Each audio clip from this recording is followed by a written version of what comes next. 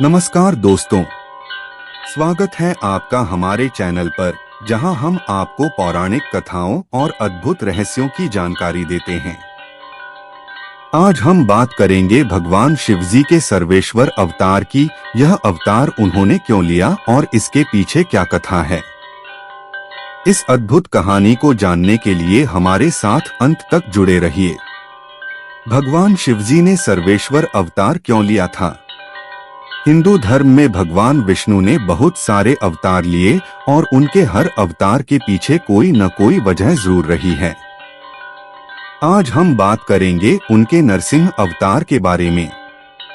नरसिंह अवतार लेकर भगवान ने बुराई पर अच्छाई की जीत की अवधारणा को बल दिया। भगवान ने ये अवतार केवल हिरण्यकश्यप को मारने और प्रहलाद की रक्षा करी। इस अवतार में भगवान विष्णु आधे नर और आधे सिंह के रूप में प्रकट हुए थे। कहते हैं हिरण्यकश्यप को मारने के बाद भी भगवान को गुस्सा शांत नहीं हुआ था और उन्होंने पूरी पृथ्वी पर हाहाकार मचा दिया था। किसी देव में भी हिम्मत नहीं थी कि भगवान के क्रोध को शांत कर सके। लेकिन फिर भोलेनाथ ने एक युक्ति से भगवान के क्रोध को शांत करवाया था। तो चलिए जानते हैं इसके पीछे की कथा के बारे में।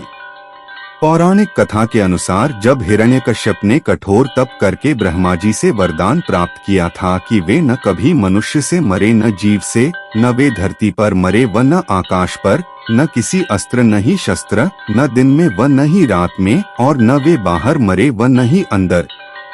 ये वरदान प्राप्त करने के बाद वे अपने आप को तीनों लोकों का स्वामी समझने लगा।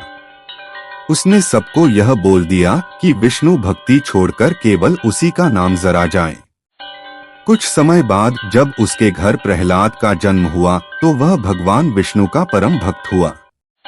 अपने पुत्र को भगवान की भक्ति से हटाने के लिए उसने लाख प्रयत्न किए, लेकिन प्रहलाद पर किसी भी चीज का कोई असर नहीं हुआ। फिर एक दिन जब प्रहलाद ने उससे कहा कि भगवान सर्वत्र व्याप्त हैं, तो हिरण्यकश्यप ने उसे चुनौती देते हुए कहा कि अगर तुम्हारे भगवान सब जगह हैं, तो इस स्तंभ में क्यों नहीं दिखते। यह कहते हुए उसने अपने राजमहल के उस स्तंभ पर प्रहार कर दिया। तभी स्तंभ में से भगवान विष्णु नृसिंह अवतार के रूप में प्रकट हुए। उन्होंने हिरण्यकश्यप को उठाया, महल की दहलीज पर लाकर अपनी गोद में लिटा लिया और अपने नाखूनों से उसका सीना चीर दिया और वह मारा गया। हिरण्यकश्यप को मारने के बाद भी नरसिंह भगवान का क्रोध शांत नहीं हुआ। तीनों लोग उनके गुस्से से कांपने लगे। सभी देव मिलकर भगवान शिव के पास गए और उनसे भगवान को शांत करने के लिए प्रार्थना करने लगे। भगवान शिव ब्रह्मांड में सबसे शक्तिशाली माने जाते हैं, लेकिन वे भी नृसिंह के सामने कमजोर पड़ने लगे। फिर भोलेनाथ ने नरसिंह भगवान के गुस्से को शांत करने के लिए मानव, चील और सिंह के शरीर वाले भगवान सर्वेश्वर का अवतार लिया और उन दोनों के बीच 18 दिनों तक युद्ध चला। शास्त्रों में ये शिव जी का 16वां अवतार माना जाता है। अंत में भगवान नरसिंह सर्वेश्वर अवतार के आगे कमजोर पड़ने लगे और तब उनका क्रोध भी शांत हुआ। तब सबने मिलकर भगवान की स्तुति करी और भगवान नरसिंह श्री हरि में लीन हो गए। दोस्तों, भगवान शिव का हर अवतार हमें यह सिखाता है कि धर्म और न्याय की स्थापना के लिए समय समय पर परमात्मा का अवतार लेना आवश्यक होता है।